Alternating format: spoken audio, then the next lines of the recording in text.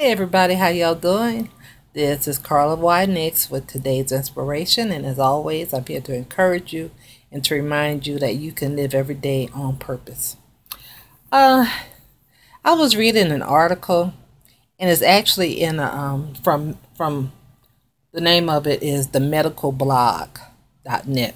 And I have some health issues, so I read a lot of medical stuff, and this is a great blog.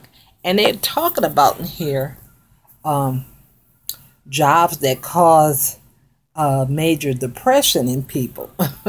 And I'm laughing because it started out with saying if you're one of the very few, I don't like the word lucky, but it says lucky few that really love your jobs, you're in a minority among workers.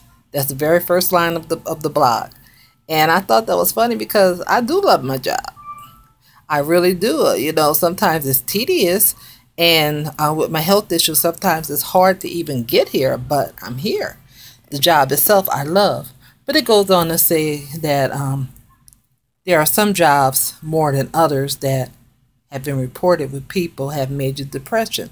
And the first job listed is administrative support staff. That's what I am. I'm an administrative assistant. And I mean, this is what it says. These workers are at the front line. They take orders from everyone, and yet are at the lowest level when it comes to being in control. Probably being paid too. They don't have that on there, but you know. It said their days are often unpredictable, which is true, and their efforts are usually not acknowledged. Somewhat true. Not fully true, but I'm fortunate and I'm blessed. For I have an excellent boss. I love my boss, Mr. Daryl. I'll say his name, Daryl Hilliard. He's a wonderful young man. I'm saying young because he's younger than I am, but he's a good boss. He's a good boss to me.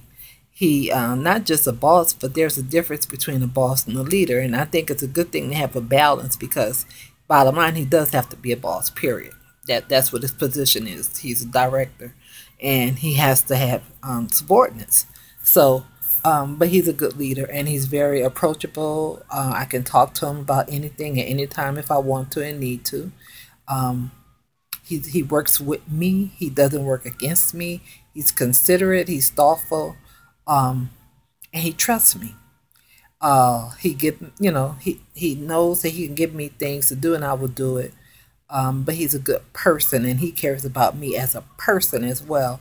And everybody don't have that, so I'm fortunate and I'm blessed. So it makes my job easier because I don't have that stress. I've had it before, but I don't have that added stress that's unnecessary. So maybe that's why I'm shocked at where my position is, being top. So it just lets me know even more so that I'm fortunate, that I'm blessed. One, two, three. Well, number two is teachers, and number three, and most of my family are teachers, so I know they can have a lot of stress. Number three is artists, entertainers, and writers. They have them in one category. Well, I am a writer. And that's amazing. I just really find that amazing.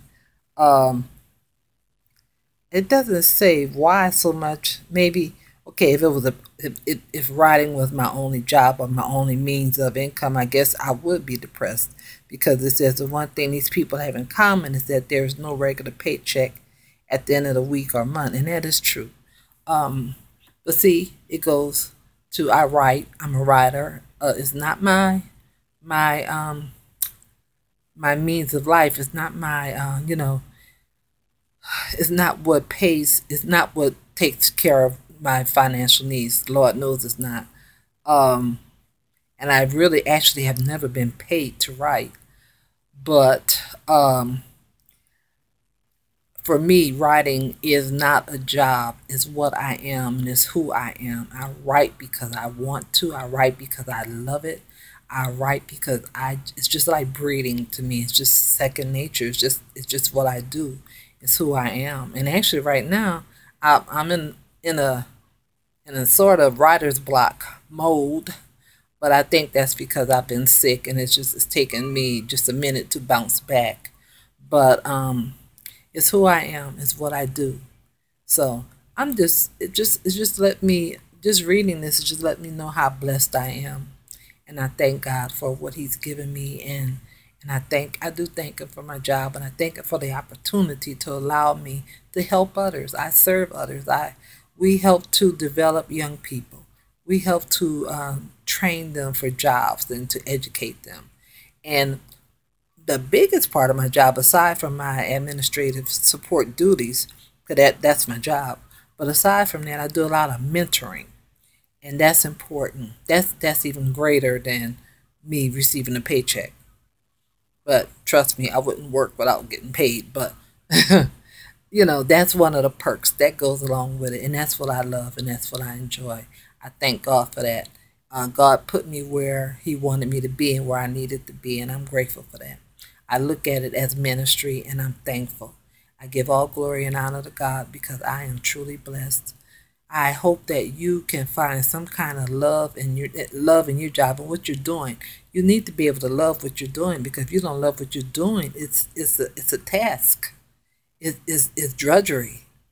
It's something that you dread, and you shouldn't have to dread your job. That's no way to live, and that certainly is no way to work. So I pray that you find some kind of enjoyment or just a natural way of doing things through your job.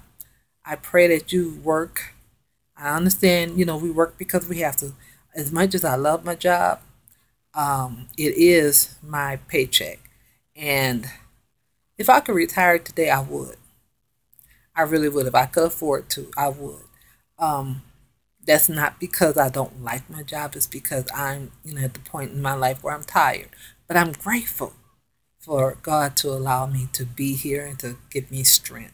So it's a blessing. Thank God for your job. And if you don't have what you love, pray. Keep praying that God will provide that for you because He's able. God bless you. This is Carla Winings with today's inspiration.